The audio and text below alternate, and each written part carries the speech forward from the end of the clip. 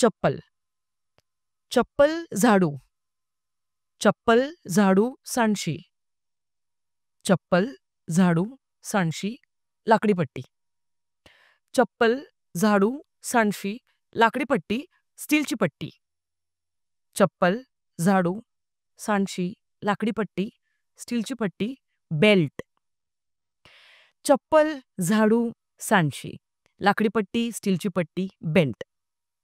आणि हाताला मिळेल ती कुठलीही वस्तू नाही का. काय झालं?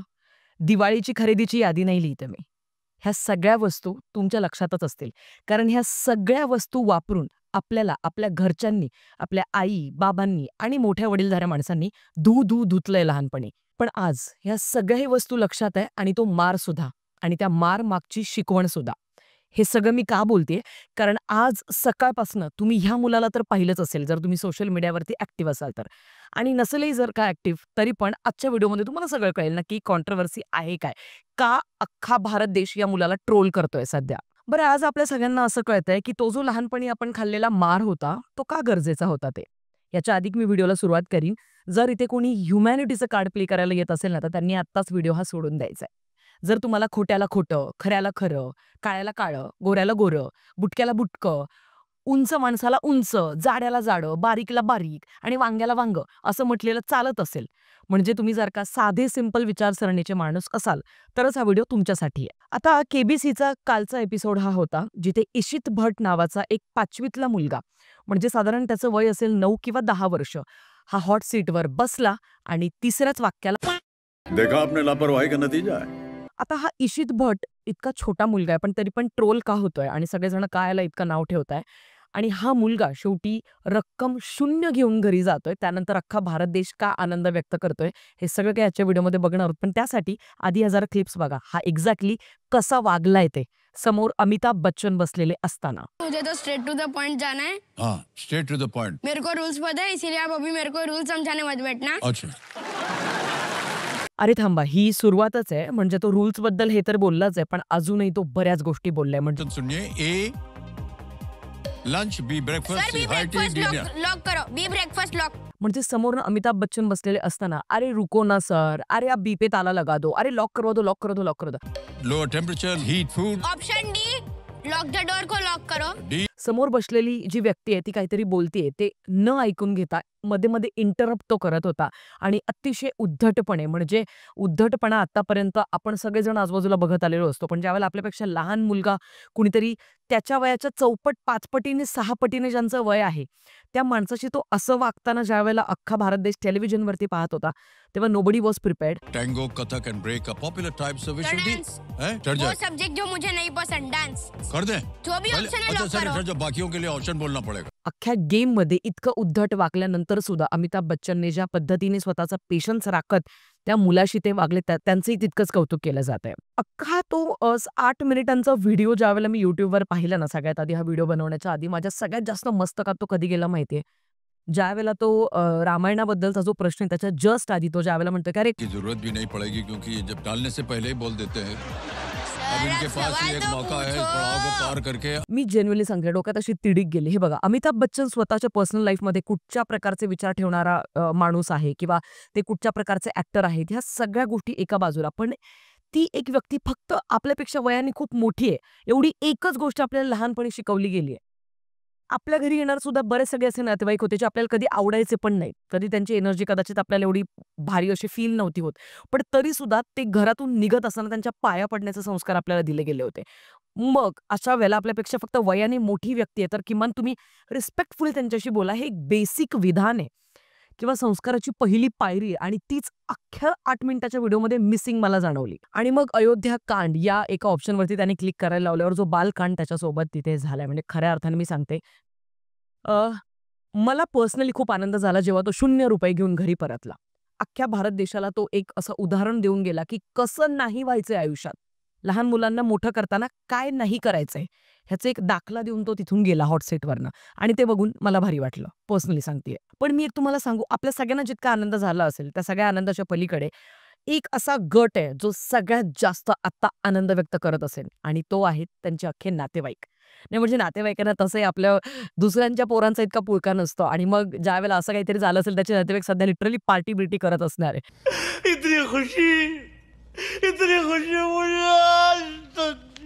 आता बघा हे जे काही झालं ना याचा थोडासा बारकाईने विचार करणं फार गरजेचं आहे.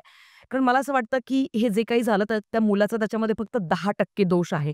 90% दोष हा मी त्याचे आई-बाबा, त्याचे शिक्षक शाळेतले आणि त्याचं एकूणच घरातलं जे वातावरण आहे मी त्या सिच्युएशनला देईन. कारण इथेच आता आपण आजच्या काळात पाहतो की एखादा 50 वर्षांचा पण कोणीतरी माणूस असतो किंवा एखादा 70 वर्षांचा म्हातारा माणूस सुद्धा असतो जो पण प्रचंड उद्धट असतो किंवा अतिशय बेजबाबदारपणे वागत असतो. तर त्यावेळेला आपण त्या माणसाला दोष देऊ शकतो. पण इथे जो हा फक्त 9 ते 10 वर्षांचा आहे त्याला एक्झॅक्टली कळत नाही की तो जे आत्ता वागतोय ते खूप डिसरिस्पेक्टफुल आहे. कारण असं जो ते घरात आजूबाजूला जे वातावरण पाहत मोठा झालाय ना ते एक्झॅक्टली असंच वातावरण असणार आहे जे आपल्याला सध्या त्या व्हिडिओमध्ये दिसतंय किंवा सगळ्यांनी टेलिव्हिजनवरती पाहिलं केबीसीच्या एपिसोडमध्ये. कारण मला असं वाटतं की कुठलाही मुलगा ना आईच्या पोटातून उद्धटपणा शिकून येत नसतो. तो जसजसा मोठा होत जातो 1, 2, 5 वर्ष जसजसं त्याचं वय वाढत जातो तो आजूबाजूला आपले वडील कसे बोलतायत, आपले आजोबा कसे बोलतायत किंवा आपली आई, आजी, बहीण, आत्या, मावशी हे सगळेजण कसे बोलतात. पहिल्या आपल्या आयुष्यातल्या वर्तुळातले नातेवाईक किंवा आपले सगळे सोयरे हे कसे वागतायत तर ते बघत बघत तो मोठा होतो आणि लहान मुलांना ना बेसिकली एका गोष्टीचं फार कुतूहल असतं की एखादा त्यांनी काहीतरी जोक मारला किंवा शेरो-शायरी मारली किंवा एखादी पोएम गाऊन दाखवली किंवा डान्स करून दाखवला की त्यांना ना आपण बक्षीस देतो किंवा पैसे देतो. पण ज्यावेळेला असं काहीतरी उद्धटपणा ओव्हर स्मार्टनेसच्या नादामध्ये ज्यावेळेला एखादा आपला लहान मुलगा घरी आलेल्या पाहुण्याशी ज्यावेळेला असं उद्धटपणे वगैरे वागत असेल तर कदाचित त्याच्या घरचे जे आहेत ते त्याला थांबवत नसतील आणि इनफॅक्ट ते सगळेजण हसत असतील. एक्झॅक्टली जशी त्याची आई आणि त्याचे बाबा खुश होतायत. अख्ख्या तुम्ही 8 मिनिटांमध्ये जर का एक गोष्ट निरीक्षण केलं, तर ज्यावेळेला कॅमेरा त्याच्या आई-बाबांकडे जात होता, तेव्हा तेव्हा प्रत्येक वेळेला ते खुश होते, खूप हॅपी होते आणि हसत होते. आणि ती सगळ्यात मोठी प्रॉब्लेमॅटिक गोष्ट मला वाटली. अख्ख्या या व्हिडिओमध्ये ना मला 6 ते 7 अशा गोष्टी वाटल्या, जे माझी निरीक्षणं आहेत. पहिलं म्हणजे इंटेलिजन्सची सुप्रीमसी, ज्याच्यामध्ये त्या मुलाच्या ऑलरेडी डोक्यामध्ये एक अशी गोष्ट बनलेली आहे, की मी खूप इंटेलिजंट आहे आणि माझ्याहून इंटेलिजंट अजून आजूबाजूचे माझे कोणीच नाही. म्हणजे मी खूप सुपेरियर आहे माझ्या आजूबाजूच्या सगळ्या लोकांपेक्षा. दुसरं आहे ओव्हर कॉन्फिडन्स, जो आपल्याला क्लिअरली त्याच्या सगळ्या प्रश्नोत्तरांच्या त्या सेगमेंटमध्ये आपल्याला पाहायला मिळतो, की ऑप्शन्स बी मत बताओ. हा असतो ओव्हर कॉन्फिडन्स. मला सगळं येतं. हा ओव्हर कॉन्फिडन्स जो असतो ना, तो इतका घातक आहे, की आत्ता ह्या कमी वयातच त्याचं इतकं नुकसान तर झालंच आहे, की सगळ्या टेलिव्हिजन मध्ये अख्ख्या भारतीयांसमोर जो काही त्याचा पचका झालाय किंवा ज्या काही गोष्टी झाल्यात. पण पुढे जाऊन सुद्धा त्याला त्या गोष्टी खूप घातक ठरणार आहेत. आणि कधी-कधी ना सरेंडर करणं किंवा मला समटाईम्स नाही येत, काही गोष्टी नाही माहिती. मग एक विद्यार्थी बनून राहणं ते फार गरजेचं आहे आणि ते आपण मिलेनियल्स ॲक्चुअली चांगलं रिलेट करू शकतो. कारण आज सुद्धा आपली ती टेंडन्सी ना आपल्यात ती नाही येत ओव्हर कॉन्फिडन्सची बिकॉज ऑफ आवर पेरेंटिंग आणि because of our school environment totally. म्हणजे आजकालचे जे पोकी टीचर्स आहेत, ऑफकोर्स पोकी टीचर असणं चुकीचं नाही, पण आपल्या काळातले टीचर्स आठवा. म्हणजे जो मार आपण खाल्लाय ना लिटरली शाळेमध्ये, होमवर्क नाही केलाय, कुठचं नाही केलंय, तर ते जे वातावरण होतं अख्ख्या शाळेतलं ते खूप जास्त सीरियस होतं आणि त्याच्यामुळे मला असं वाटतं आपली पिढी अतिशय चांगलीरित्या घडली गेली आहे. मी म्हणजे 100रातला एखादा कुठलातरी नासका कांदा निघाला असेल, पण तो तर कुठेही निघतोच. त्यामुळे मला जेन्युइनली असं वाटतं, की आपल्या वेळेसची जी पेरेंटिंग होती, हार्ड पेरेंटिंग, ती फार महत्त्वाची आहे. कारण आत्ताच्या काळातले जे पेरेंट्स आहेत ना, ते अख्खेच्या अख्खे सॉफ्ट पेरेंटिंगच्या ट्रेंडमध्ये जातायत आणि त्याच्याचमुळे ह्या सगळ्या गोष्टी आपल्याला पाहायला मिळतायत. पुढचे 2 महत्त्वाचे निरीक्षण म्हणजे बीइंग सो इम्पेशंट, म्हणजे लॅक ऑफ पेशन्स जो त्या मुलामध्ये आपल्याला पाहायला मिळतो, की तो जरा-जरा वेळाने समोरच्याचं वाक्य पूर्ण होऊ देत नाहीये आणि समोरची व्यक्ती कोण आहे हे त्याला काहीच घेणं-देणं नाहीये. पण त्या माणसाचं वाक्य पूर्ण न होऊ देता लॅक ऑफ पेशन्समुळे तो त्यांना मध्ये-मध्ये इंटरप्ट करतोय. आणि त्याच्या पुढचं माझं निरीक्षण आहे being so disrespectful. Like I said already, आपल्यापेक्षा समोर बसलेली जी दिग्गज व्यक्ती आहे ना, त्या माणसासमोर ॲक्चुअली मोठमोठे जे कलाकार सुद्धा जेव्हा येतात ना, त्या हॉट सीटवर बसायला, तुम्ही जर पाहत असाल तर त्यांना सुद्धा थोडासा ना थोडीशी एक भीती असते, की आपण काय बोललं पाहिजे त्यांच्यासमोर. एवढा मोठा लेजेंडरी ॲक्टर आहे, इतकी वर्षांपासून तो काम करतोय इंडस्ट्रीमध्ये, तर कसं बोललं पाहिजे, कशा पद्धतीने वागलं पाहिजे. मोठमोठ्या ॲक्टर्सला सुद्धा ॲक्चुअली घाम फुटतो, तिथे हा अतिशय डिसरिस्पेक्टफुली त्यांच्याशी वागलाय ओव्हरऑल, जे बघून कुठेतरी ना थोडंसं वाईट वाटलं यार ते आतून. पुढचं आहे not being a good listener. म्हणजे बरेचदा काय होतं, की माझंच खरं हा जो एक तोरा मिरवण्याची पद्धत असते, कदाचित त्याच्या घरच्यांमध्ये ती असावी. कारण तीच गोष्ट त्याने अडॉप्ट केली आहे. आणि "अरे मैं बोल रहा हूं ना आपको, अरे मैं बोल रहा हूं ना आपको, आप मत मुझे सुनाओ, आप मुझे रूल्स मत बताओ." हा जो ॲटिट्यूड आहे, हा तिथूनच ॲक्चुअली जन्माला आलाय असं मला वाटतं. सेकंड लास्ट जे माझं निरीक्षण आहे ते आहे मॅनर्सलेस.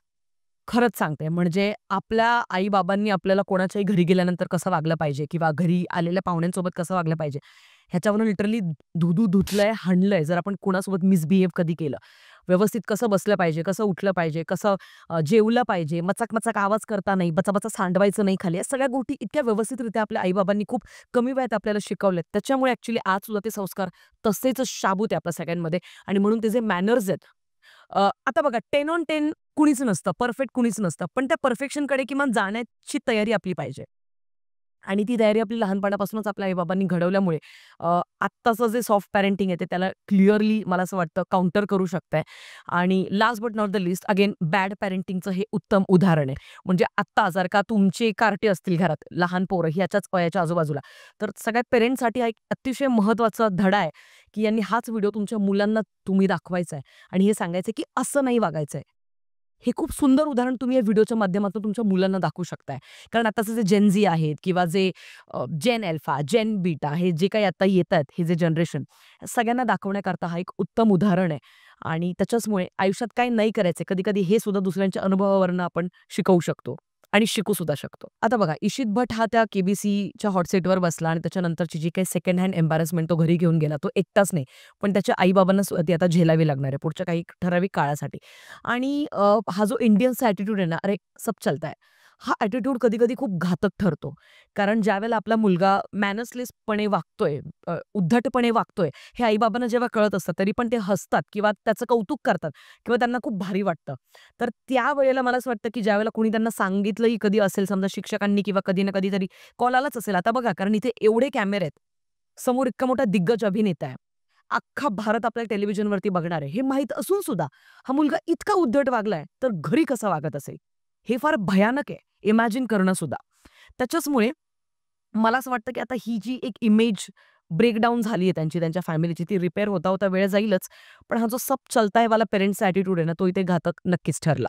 मी नेहमी या मताची आहे, की आत्ताचे आई-बाबा थोडंसं आपल्या मुलांचे ना फ्रेंड्स जास्त बनण्याच्या नादामध्ये ना आई-बाबा बनणं विसरत चाललेत आणि त्याच्याचमुळे आत्ताच्या जनरेशनमध्ये ना आईचं ममत्व आणि बापाचं बापत्व हे 2 घटक ना मिसिंग वाटू लागलेत आणि त्याच्याचमुळे लिटरली स्पॉइल्ड ब्रॅट्स जे आपण म्हणतो ना, ते आपल्या सगळ्याला आजूबाजूला आपल्याला पाहायला मिळतात. आणि I am not kidding at all. म्हणजे मी इतक्या सगळ्या कार्यक्रमांमध्ये पाहिलंय, की याच वयाची जी मुलं असतात किंवा याहून थोडीशी मोठी सुद्धा टीनेजर्स वगैरे अतिशय उद्धटपणे वागतात ते कुठच्याही निवेदिकासोबत किंवा निवेदकासोबत, कुठच्याही कलाकारासोबत. काहीतरी शिमण्यासारखी इकडनं-तिकडनं पळत असतात. चालू कार्यक्रमामध्ये काहीतरी गोंधळ घालत असतात. माईक हिसकावून घेतात, काहीतरी उद्धटपणे बोलतात. माझ्यासमोर जर असे कार्टे आले, मी लिटरली सांगते, मी इग्नोरन्स मोड माझा ॲक्टिव्हेट होऊन जातो बाबा. I just don't give a shit at all to these children. आणि खरंच सांगते, की अशा वेळेला कुठच्या कार्यक्रमांमध्ये गेल्यानंतर सुद्धा आई-बाप अशी पोरांना सोडून देतात डायरेक्ट टिळा लावून. काय करा ते करा, आम्हाला एकटं सोडा. कारण ते पण वैतागलेले असतात. पण कुठेतरी मला असं वाटतं, की हार्ड पेरेंटिंग खूप गरजेचं आहे. कारण बघा तुमच्या मुलांच्या आयुष्यात ना, आयुष्याच्या वेगवेगळ्या टप्प्यावरती दर 5-10 वर्षांनी त्यांचं फ्रेंड्सचं जे वर्तुळ आहे, ते घडीत मोठं होणार आहे, घडीत छोटं होणार आहे किंवा ते बदलत जाणार आहे त्यांचे फ्रेंड्स आयुष्याच्या टप्प्या-टप्प्यांवरती. पण आई आणि बाप त्यांना वारंवार नाही मिळणार. ते एकदाच असतात आयुष्यात. त्याच्यामुळे आपले आईचं ममत्व, बापाचं बापत्व निभावल्यानंतर तुम्ही फ्रेंड्स बनण्यासाठी स्कोप ठेवायला पाहिजे, असं तरी माझं मत आहे. आणि एकंदरीत जे ऑलरेडी आई-बाबा आहेत, ते क्लिअरली या गोष्टीशी रिलेट करू शकतात असं मला वाटतं. ती आदरयुक्त भीती फार गरजेची आहे आई-बापाकडची मुलांच्या मनात.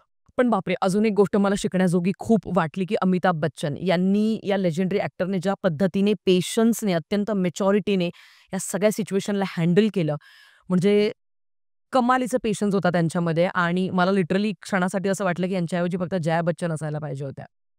आहाहाहा! जो केबीसीचा राडा झाला असता, म्हणजे आत्ता जेवढं काही चालू आहे त्याच्या मल्टिप्लाय बाय 10x सगळे आपण जर पाहत राहिलो असतो.